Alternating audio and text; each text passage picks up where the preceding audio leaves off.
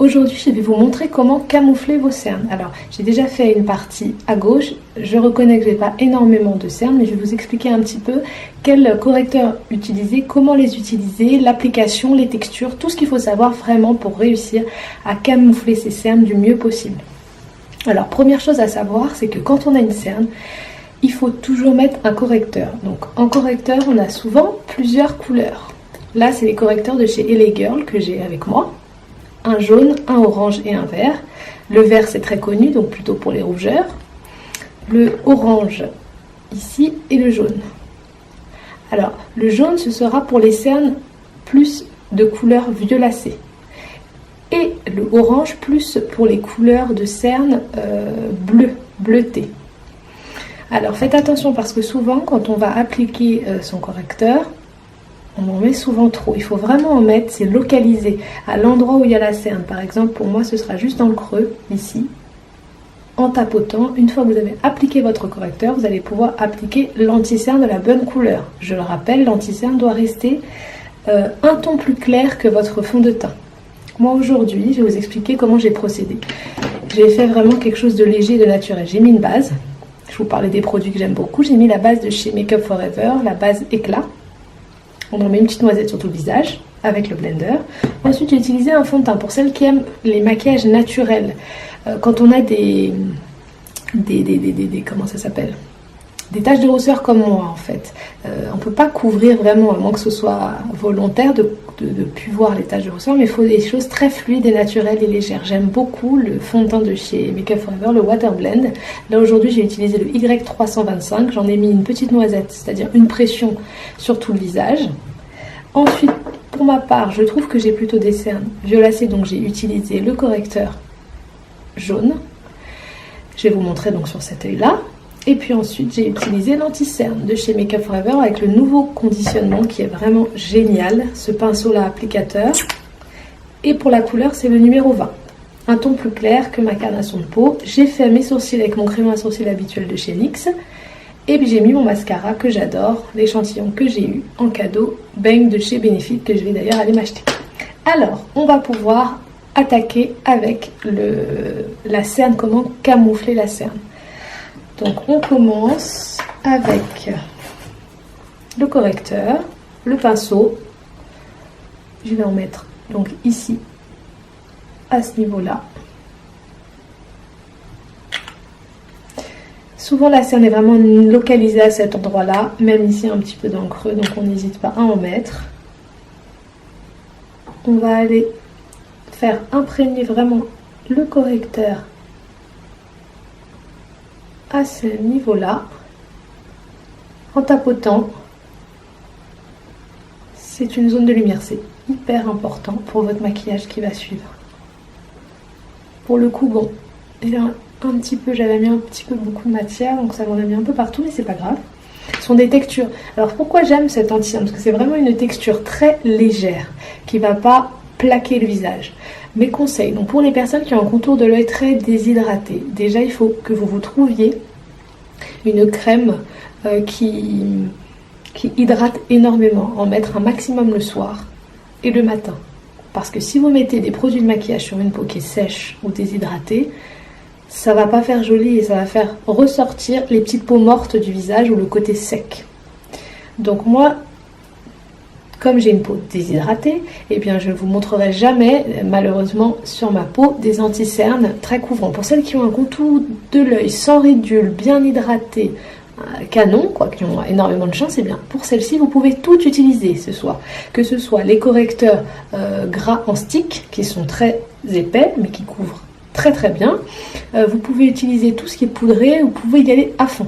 Là, pour le coup, pour les autres, donc pour les peaux plus matures, pour l'œil plus déshydraté, vraiment il vous faut des choses légères. Alors, dans la légèreté, vous ne trouverez pas mieux que ça. Il existe aussi une gamme d'anti-cernes, mais j'appellerais plutôt ça des illuminateurs. Donc moi, j'utilise leur correcteur avant, et puis ensuite j'utilise ça. Pourquoi? Parce qu'il est très fluide. Donc là, vous allez faire un triangle sous l'œil, de l'angle de l'œil, voilà, ici, et vous allez me remplir tout ce petit triangle là. On n'oublie pas qu'on insiste toujours plus là où il y a la cerne, c'est-à-dire ici. C'est ici qu'on insiste le plus, c'est là où on doit mettre le plus de lumière. Et ensuite, je vais aller fondre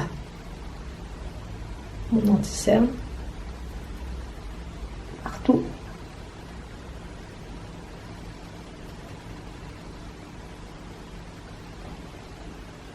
Même au creux de l'œil. Alors, les erreurs à ne pas commettre quand vous mettez un anti-cerne, c'est d'étirer.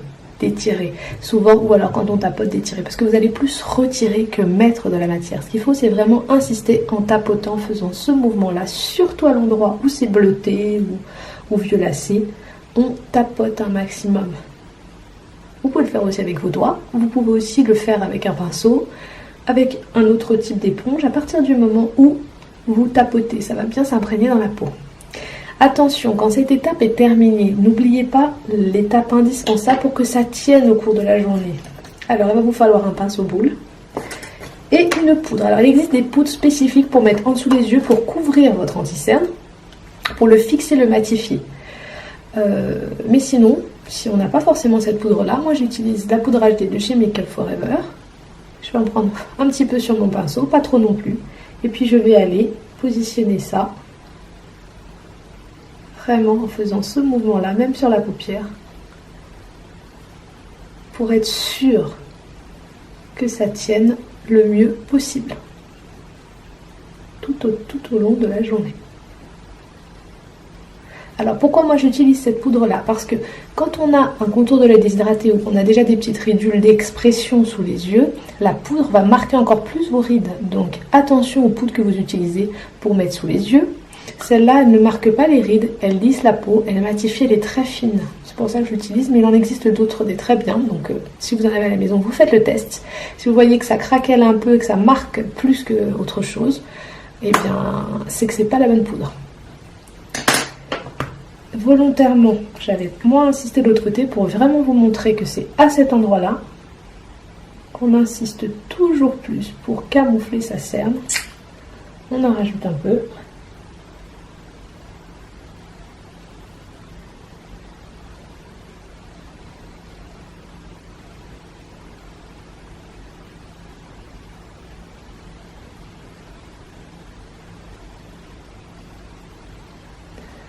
Voilà. Et ensuite, je reprends ma poudre pour mon autre œil et je vais aller fixer et matifier mon anti-cerne. Pour les pommades, donc vraiment pour les pommades, ce sera ce correcteur-là, l'orangé à mettre avec parcimonie vraiment dans l'angle de l'œil. Et après mettre votre anti-cerne et ne pas oublier la poudre pour le couvrir. Ça peut arriver qu'on ait des cernes vraiment parce qu'on a des petits vaisseaux sanguins, et qu'il y ait des cernes avec un côté rosacé. Donc là, vous pouvez carrément aller utiliser du vert et après couvrir avec votre anti-cerne. Mais en général, vraiment, les couleurs qu'on va le plus utiliser pour les cernes, c'est le jaune et le orangé. Quand vous avez fini votre cerne, on va pouvoir prendre la poudre Bonne Mine pour finir avec un léger contouring.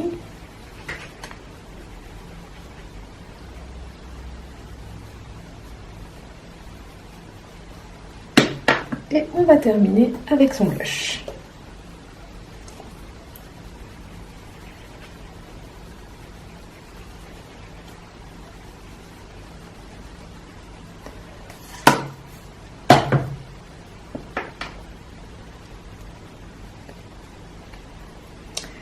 Ensuite, le mascara que j'adore. Alors je le répète, ce mascara que j'ai découvert il n'y a pas longtemps, le Bagel Bang de chez Benefit, il est canonissime. Donc là, je vais aller prendre. Donc ce n'est qu'un échantillon que j'ai. Alors les échantillons sont toujours géniaux au début, puis après il manque un peu de matière à l'intérieur, donc il est forcément moins bien. Mais alors la première fois que je l'ai utilisé, j'ai vraiment eu le vrai résultat, le vrai rendu de ce que je pouvais obtenir avec ce mascara. Donc en fait c'est sa brosse, elle est flexible. Il y a une brosse qui est donc flexible et qui est en plastique, qui est longue. On peut bien accrocher le cil Et puis ça étire énormément, hein. C'est incroyable comme ça étire les cils. Ne jamais oublier les cils du bas pour agrandir le regard, pour ouvrir le regard. Quand on fait rien d'autre que le mascara comme moi par exemple aujourd'hui, il faut bien en mettre aussi dans les cils du bas.